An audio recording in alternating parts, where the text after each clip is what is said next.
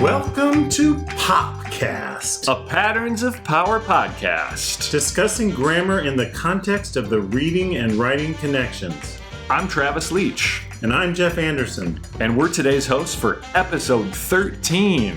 And today we've got with us again author of Patterns of Power, grades 1 through 5, co-author, and also author of Patterns of Wonder. And that's what we're talking about today, Patterns of Wonder with Emergent Writers. So we're going to have some excitement today because we're going to step through a lesson that follows a different process. If you're interested, the last episode we talked about the phases, and the one before that we talked about how it was alike and different than Patterns of Power.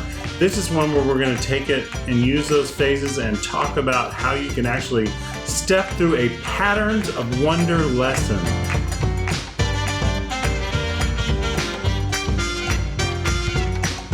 Hit me, Whitney. Thanks, Jeff.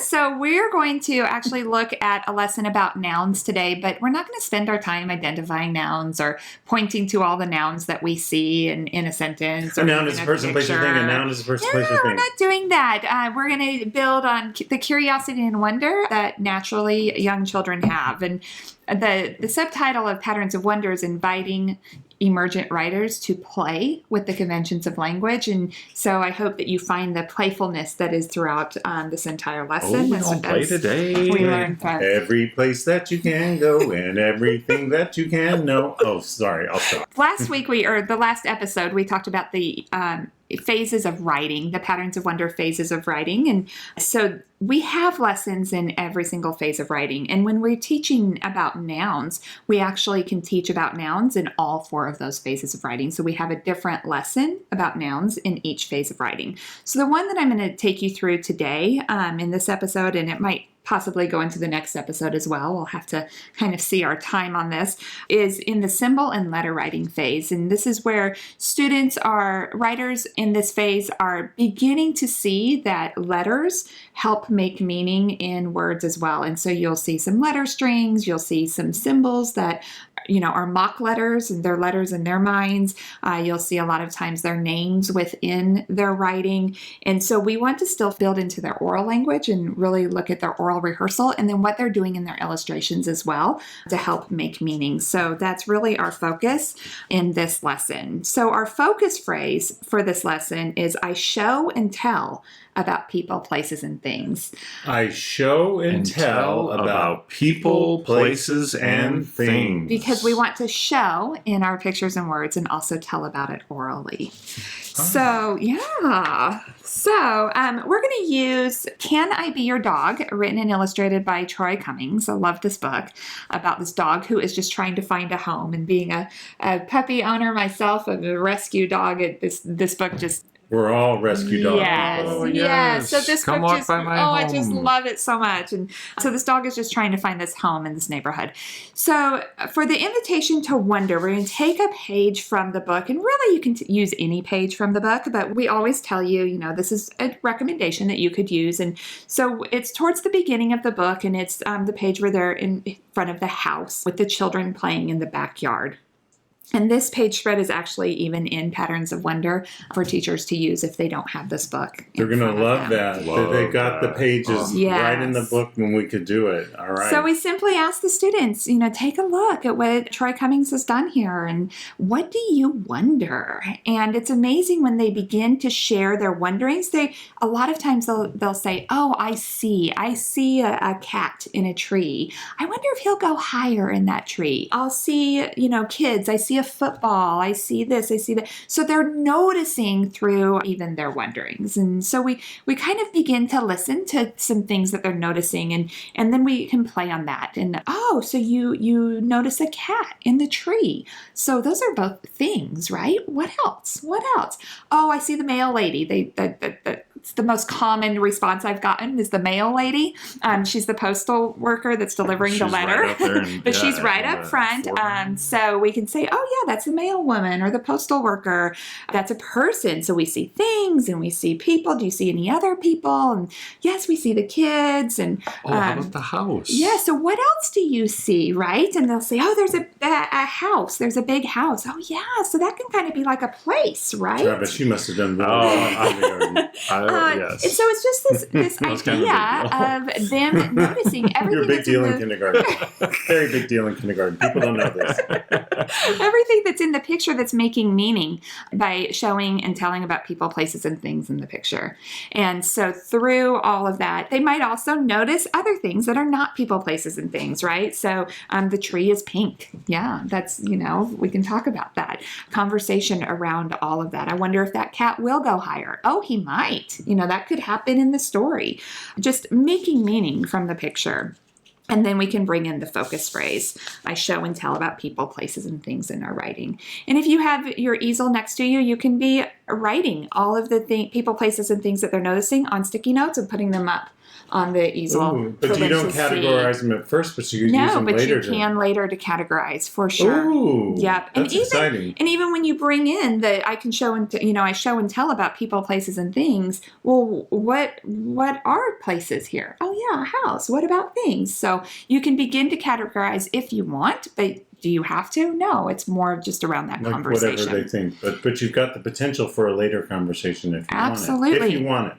And you're going to continue on that anyway when you move into the compare contrast, which is the next step. So in the compare contrast in this lesson, we compare and contrast to another page in the same book, in Can I Be Your Dog by Troy Cummings. When you say another page, you're meaning the other full picture, right? Another picture spread. So we're spread. looking at 2 full pictures. Yes, and what I have found easiest to do, honestly, is if I have the book, is just to take a picture of each and put it up on my whiteboard, or if you have a camera that's displaying, you can have them side by side that way. You can also have one under the document camera where you're flipping back and forth. But honestly, I found it easiest just to take a picture of both and put it up there.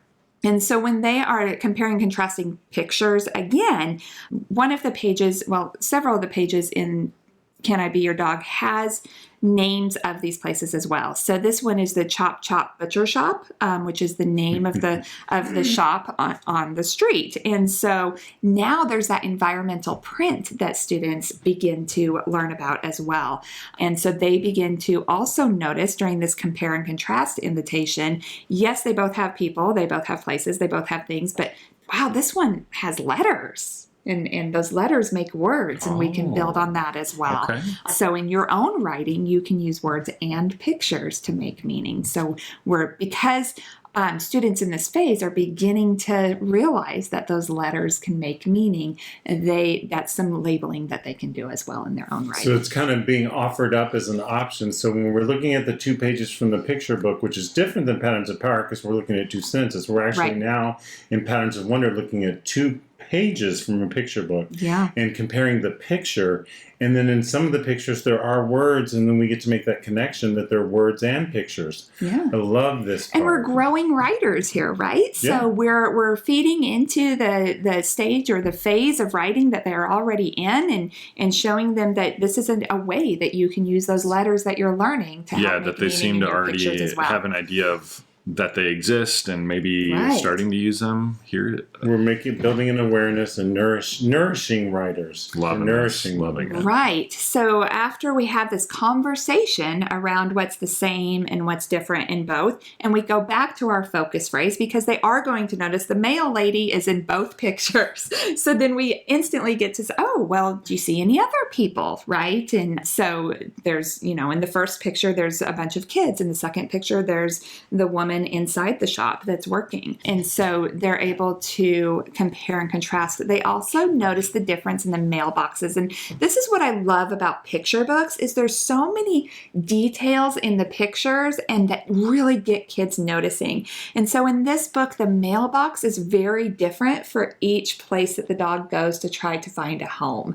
And so he's writing letters to them, right? He is. He's writing these letters to each of these places on the street saying, can I be your dog? And this is what I'll do. And he's getting denied by all of them. Can well, I spoil the ending here? Please, because my heart is breaking right now. Spoiler alert. The mail lady ends by writing him a letter and saying, "Can I be your person?" Oh. Yes. Nice. And so he Spoiler does alert. find a Spoiler home. alert. It's just a beautiful, beautiful story. And she says, "I need someone that knows the street as well as I do. So will you be my dog?"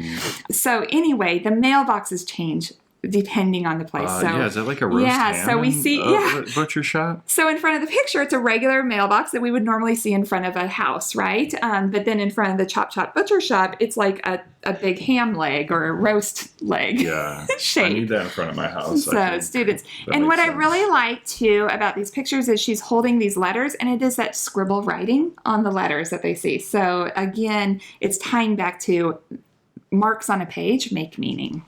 So we revisit our focus phrase, and one thing that we can do with our focus phrase is invite the students to help us add visuals to the focus phrase, because they are also learning to read, right? They don't necessarily know how to read every word yet, and so we can add visuals to help them remember what those words say. So when I did this lesson with a pre-K class, we drew little like stick figures above the word people, and we drew a house because that was what the place was in the book, above places, and then we drew a football above things to help us remember what people, places, and things were for our focus So phrase. stuff of writing and reading. Right. So the next step is the imitate together, the invitation to imitate together. And so then we just decide, okay, if we wanted to, let's see, in Troy Cummings' book, he kind of like has this overall place. So let's kind of think of an overall place and then what people and things and maybe other places we would find in there. And you decide together kind of what your writing will be. And in this case, the lesson that I did with this pre-K class, we chose the playground. And so that was our place, and some things that we added in, of course, were the slide and the swings, and an ice cream truck was also added in.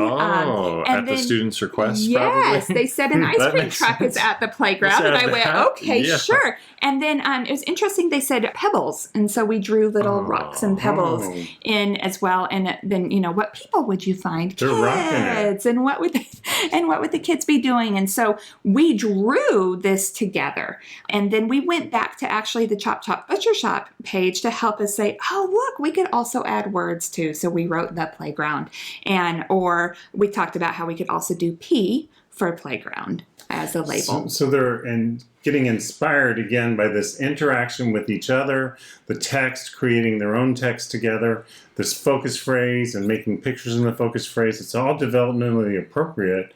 And I could see how this would build a perfect foundation for the patterns of power in grades 2, 3, 4, and above. What a beautiful thing. All invitational again, though. It is, and they're exposure, experimentation. Right, and we're composing writing that our students are producing at this age, and I think that's really important. We're not writing sentences here. We're writing what we would normally find. In this phase of writing, is this a pretty common imitation where we're using a lot of like picture and then looking to maybe add some text with that? Yeah, because we want to do what they're doing in their writing already. So when they're making their books, they're drawing a lot of pictures and they're trying out different letters. And so now what we're doing is we're teaching into that by saying, how could we label this picture, right? Playground. We could put a P. We know how to make a P. And so they can begin to make those letter sound connections as well. Travis, I don't know about you, but I'm having too much fun. I'm just having too much fun. And I'm thinking that we need to do another episode where we finish talking about this walking through a lesson. What do you think? Yeah, especially if we're talking about invitation to play. I want to play in that space for a while longer. Yes. We need the time. Thank you to Stenhouse for sponsoring our podcast today. That's STENHOUSE.com. Thanks a lot, Stenhouse. We appreciate it. Thank you. Thanks to Whitney LaRocca, our guest. And remember, Patterns of Wonder will be available sometime this late summer and to pre-order. And then in the fall, it's promised to be out. So look for Patterns of Wonder for emergent writers. And let's Thank talk you for through- having me. Yeah, let's talk through that lesson, the rest of this lesson next episode. Sounds All great. right, see you next week. Or 2 weeks. Or whenever you listen again.